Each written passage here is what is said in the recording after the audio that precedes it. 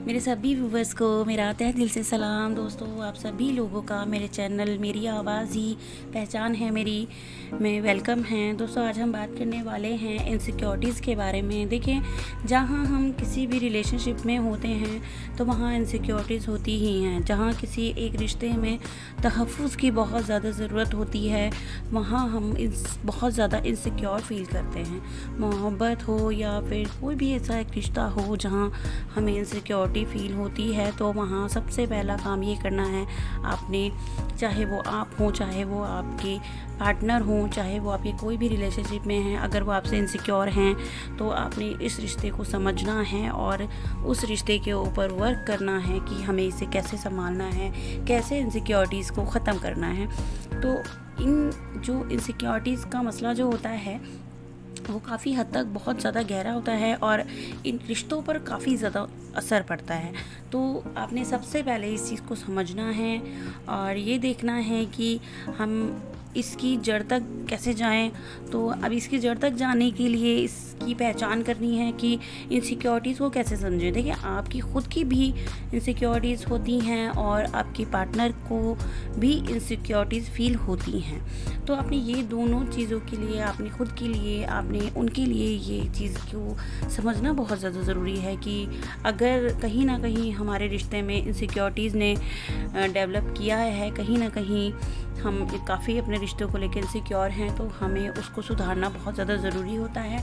और नहीं तो इस इनसिक्योरिटीज़ के चलते आपके रिश्ते पे बड़ा बुरा असर पड़ सकता है और इनसिक्योरिटीज़ को लेकर आप लोगों के बीच में आर्ग्यूमेंट भी हो सकती हैं और आपका रिश्ता टूट भी सकता है। तो चलिए जानते हैं कि इनसिक्योरिटीज़ में क्या ऐसा होता है जो हम समझ ही नहीं पाते हैं और हम बिना सोचे समझे अपने रिश्ते को ख़त्म कर देते हैं। तो सबसे पहला क्या है, हम कभी भी अपने पार्टनर के साथ वक्त गुजारते हैं, बातें करते हैं, तो आप लोगों ने कभी देखा होगा कि आप लोग जब बातें करते हैं तो वो आपसे ये सवाल करते हैं कि आप उनसे प्यार नहीं करते हैं, ठीक है। और अगर आप हाँ में जवाब भी देते हैं या वो आप उनसे इस तरह का सवाल करते हैं और वो आपको हाँ में जवाब देते हैं और फिर भी आप उनकी इस बात से सेटिस्फाइड नहीं होते हैं, ठीक है, आपको अच्छी फीलिंग्स नहीं आती है, अच्छी वाइब्स नहीं आती है आपके हाँ कहने के बावजूद भी, तो समझ लीजिए कि यहाँ इनसिक्योरिटीज़ हैं, ठीक है। वो आपको लेकर बहुत ज़्यादा पॉजिटिव हैं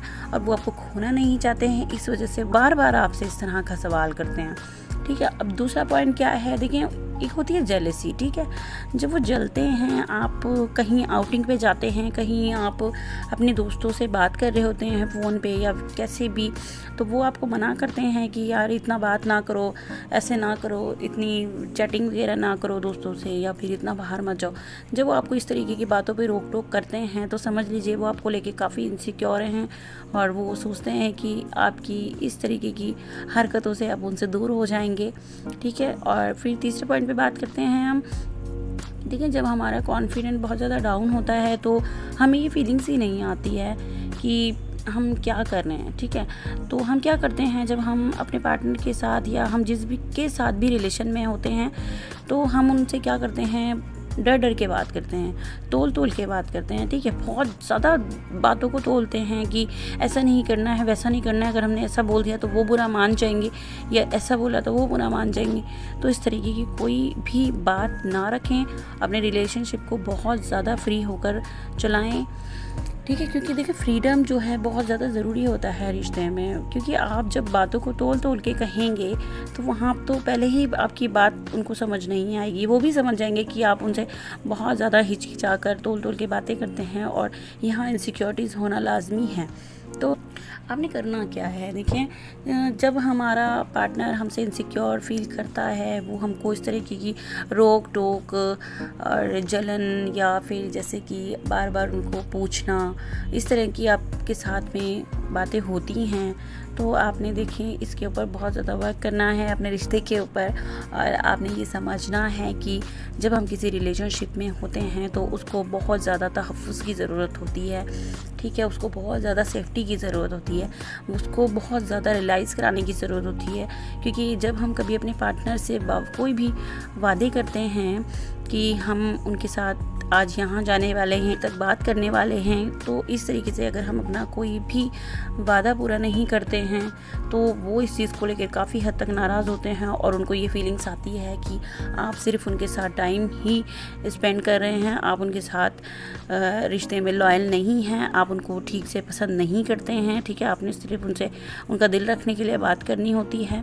तो ये जो इनसिक्योरिटीज़ फील होती हैं तो ये ना होने दें।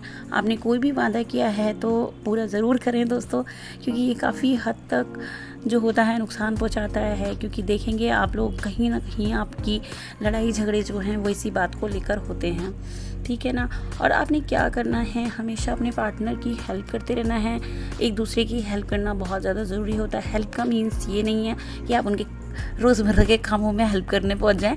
ठीक है, हेल्प का मीन्स ये हो जाता है कि आपने उनको बहुत ज़्यादा तहफ़्फ़ुज़ देना है। हमेशा उनको ये चीज़ रियलाइज़ करानी है कि आप उनके लिए ही हैं, आप उनके साथ हमेशा खड़े हैं, आप उनसे बहुत ज़्यादा प्यार करते हैं, आप उनको कभी भी अकेला नहीं छोड़ेंगे।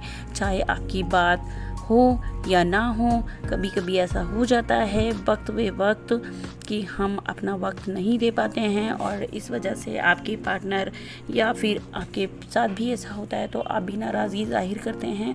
तो ऐसा ना करें।